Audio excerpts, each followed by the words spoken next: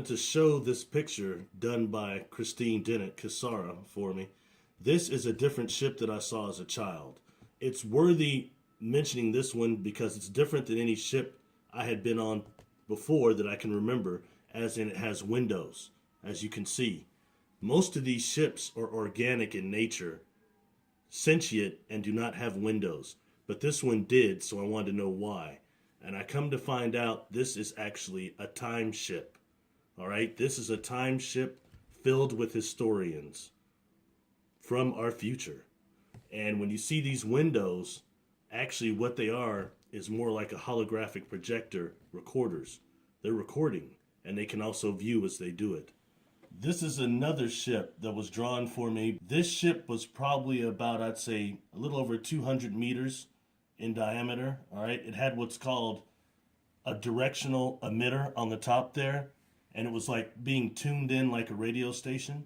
All right, it also is used to release a type of anti-gravity field that surrounds the skin of the ship before they go in. There are also some gyros on here, as you see, look like metal balls. Okay, and actually there's entry points not far from there. What's interesting about this ship is this ship at the end of my experience started morphing. It started morphing into what looked like a group of quasi-crystals.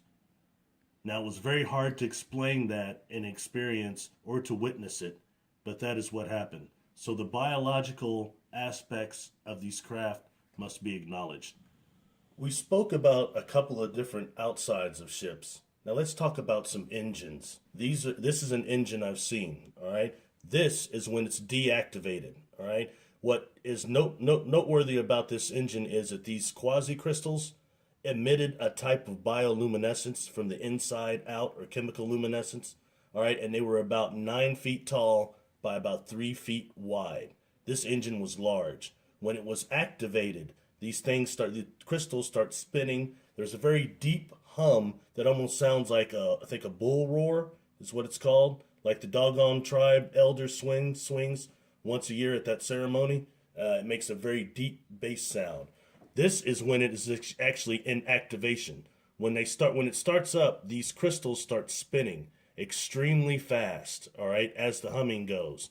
Now, when I was witnessing this, I was told by my guide that this engine is not just, the hum I was hearing was not just capable of healing astral bodies, but it was capable of healing human flesh.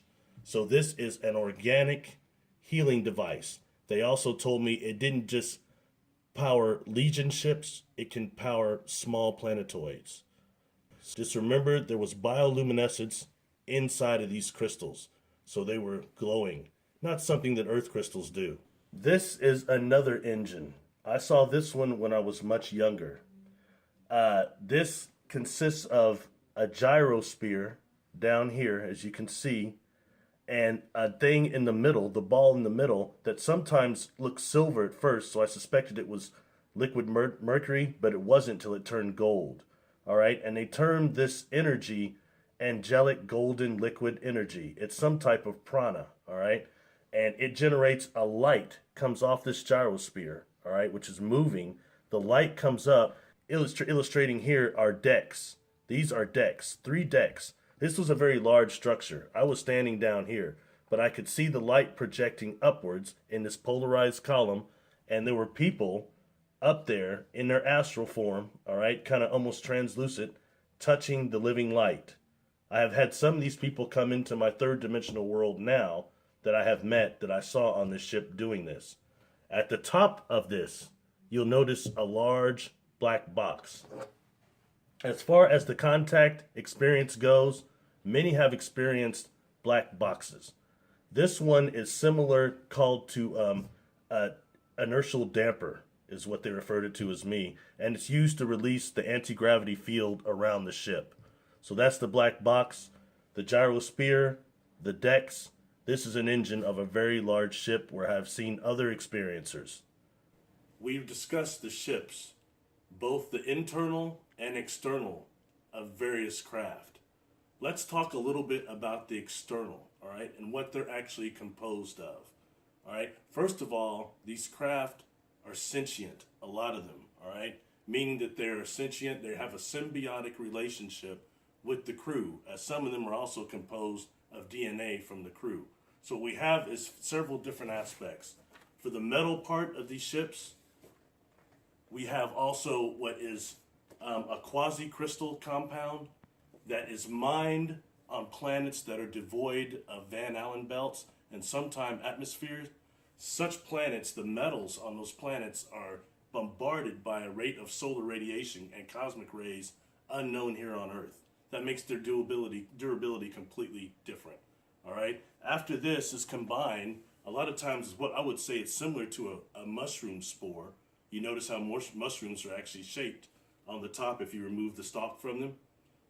They look very similar. And what they also look like on the inside, the tunnels that are in mushrooms. All right. These are then grown. These combination of quasi-compound is then grown in deep space over a micro wormhole, over a black hole. That is why part of the engine itself is built around a black hole. And when someone touches the living light off one of these, like even similar to this engine here, when someone touches this light, they have said often it seems like it turns into a wormhole. That is why. That is a part of the engine and how it is grown over this in deep space. All right? So I want to just emphasize the organic nature of many of these craft. All right? And how it's not just all metal. It's a lot of organic compounds. Why there are no windows, I've mentioned some of those things.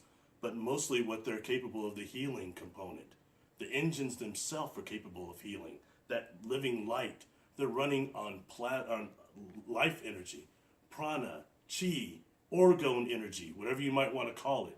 But that part of this experience, for those of us that are dealing with higher beings, I think is being omitted far too much. The biological, organic factor of these craft. So I just want to put that out. Maybe it will spur some memories for some. Maybe some it won't, but either way, it's for the information for you to research yourself. Result of several interviews I did that describe some things that are some experiences I've been having my whole life. Some of them are rather paranormal, some of them are metaphysical. There are a lot of young people that are having similar experiences now. It's always been happening, but I think that it's not really acknowledged. You've got people that are similar to me. When I was a child, I could remember things from a past life. I could use telepathy. I could read people's thoughts to a certain degree. I knew certain things. Science came very easy for me. Everything I read, I could seem to really absorb it.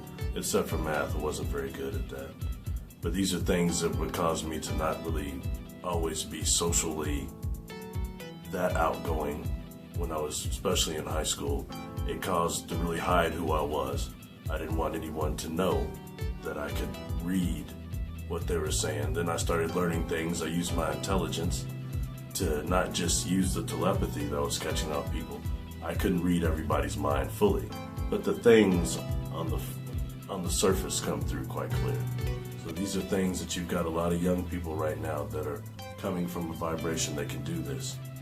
I'm not alone now, but I think that needs to be acknowledged. I'm hearing them called star seeds, crystal children, indigo children. Well, actually, I was one of those individuals. I was born very awake. And when I say that, past life memories and things like that, visions, I used to have that. And I was very aware. I also started having what most people will term extraterrestrial contact at a very young age. All right. Things like when I was younger, certain playmates coming around that would seem to leave when the adults came to supervise, and waking up in the middle of the night, not in my home or in some type of a school, things like that. Also seeing some crafts. And as I got older, that wound up becoming even more dominant as I started requesting different type of contact. So in that way, I would say I've never been abducted, but I have been an experiencer, definitely. And most of my contacts have been positive. So in that way, I kind of, understanding of those that have been abducted and experimented on, I think that's a real phenomenon right now. I've talked to so many people, but I'm not one of them. Most of my experiences were positive. I wanted to really engage the experiencers, the contactees that are watching these videos. There's a lot of more people watching them than I ever imagined. All right, this is concerning the experience itself when we're first either taken or make contact. All right, often there is a light that comes and takes people on board the craft. That's happened to me a couple of times. Or sometimes crafts can materialize around the experiencer or teleport them without their knowledge. But I'm speaking right now to the individuals that have been taken by a light. Normally it's anti-gravity light that will float you in. What color was the light that took you on board one of these crafts? And I'm speaking to real experiencers right now that have had true contact, physical contact mostly. What type of light took you on board? I've seen two types of light, but I'm wanting to engage anyone looking at these. Please comment and let me know what color the light was that took you.